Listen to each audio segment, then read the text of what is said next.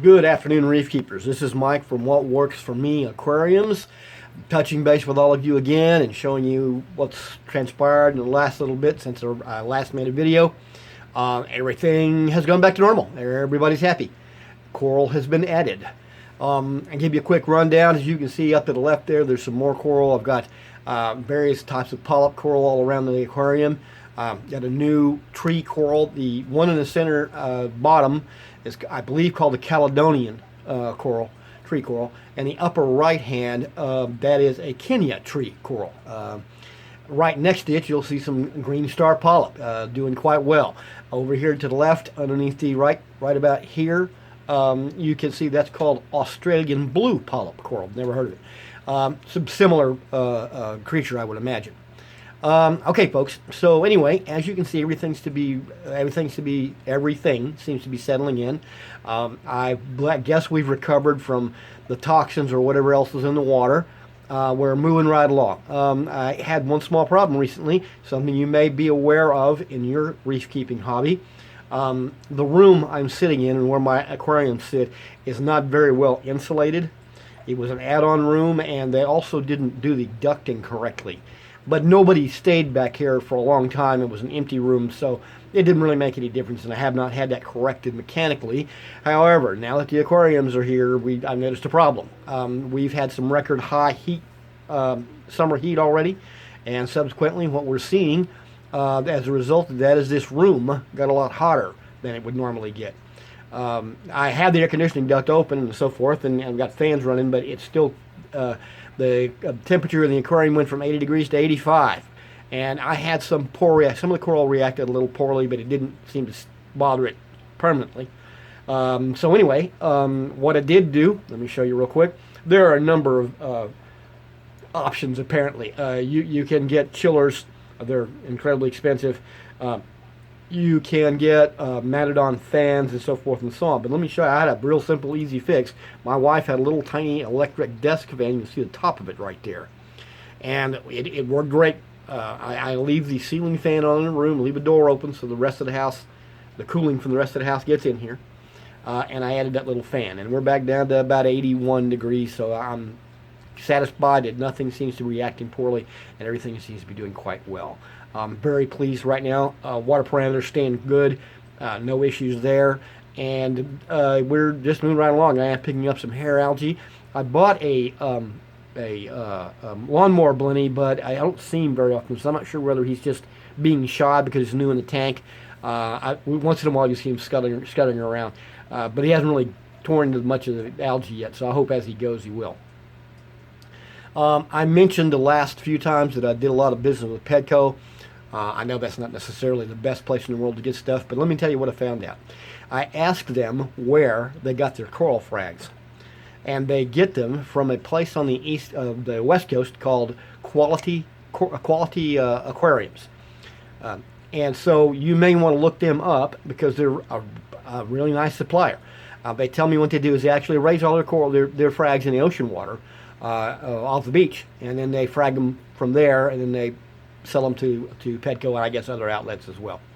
And I talked to them very friendly, very cordial. They got, answered all my questions, and they told me that if I looked at something on their site and if I wanted something from their site that I could contact Petco, say, here, this is what I'd like you to order, and they should be able to do it for me.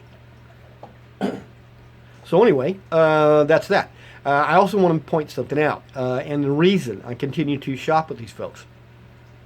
And I misnamed it. It's not Quality Aquarium. It's Quality Marine. Quality Marine. They even have a Facebook page. Up in the very center of the tank, near the top, you will see some green star polyp in coral. And I bought that offline from a reputable dealer. One of the discs to the right, is only about a half a disc. I don't know how come. I'm going to move that Kenya tree over a little bit so it doesn't touch it. I'm not sure it's going to have a problem, but I don't want to cause one either. Anyway, it's very healthy, but one of the discs was only about half populated. The other one's quite fully populated, but for a slight bit more so far as expense goes, The Australian polyp over here, the blue polyp, they're much larger, much healthier, and I'm just really impressed. So anyway, not going to push Petco on you or anything like that, but remember Quality Marine. Seems to be a pretty good deal. So everything's going great. Now, I'm going to tell you that this is probably my last video for a little while. In the summertime, my wife and I travel a little bit, and also we do a lot of house remodeling and so forth, and we're going to be going into a project. So I probably won't have time to do a video or an update, which really is kind of exciting, really, because what the next update I want to do is in about 2 months, 2.5 months, and I'd like to tell you that this whole tank is going to be covered with coral, and I hope that's what happens. I hope nothing goes bad. So I'll certainly be looking forward to giving you an update in just a few short months. Now, before I go, I'm going to give you a quick tour of everything else I've got in here in my fish room. This is the Fluval 13.5 Evo 13.5 that I've been working on now. It is nearly 5 months old. No, I take it back. It is 5 months old. It was established on January 16th, so yesterday or the day before or whatever it was actually 5 months old. So I'm pretty happy with the way it's turned out. I'm really very happy with that. Let me ask you guys something. I want to show you something. I don't know if I can get it on camera or not. See the feather duster, the white one? I'm going to see if I can enlarge it and get it in picture. Can you see it? Okay, right past the feathers, there seem to be two little nodules. Maybe I can, let me see if I can swing around a bit and get a better look.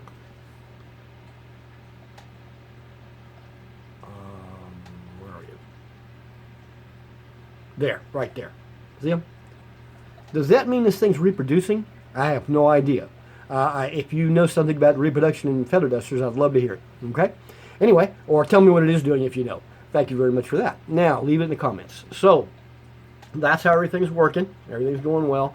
That is the Fluval Evo 13.5. Now, over here is the 35 gallon that I started just recently. It's about 12 or 14 days old.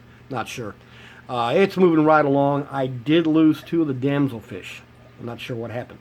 May have been the ammonia spike, because I don't know, you probably can't tell it in the video, but I'm starting to get a little algae. It's on the glass right now, and the substrate's starting to turn, kind of the dusty rust color. So that means that the cycle is coming to an end, and I guess maybe I had an ammonia spike. That's maybe what got the 2 damsels. I don't know. Something else I'd like to ask anybody out there that wants to tell me. See the anemone here. This was the anemone I had in the other tank, and if you look back on my videos, you'll see he was quite large, and he had long tentacles, and he was doing really well. Since I've put him in this tank, this is what I'm getting out of him.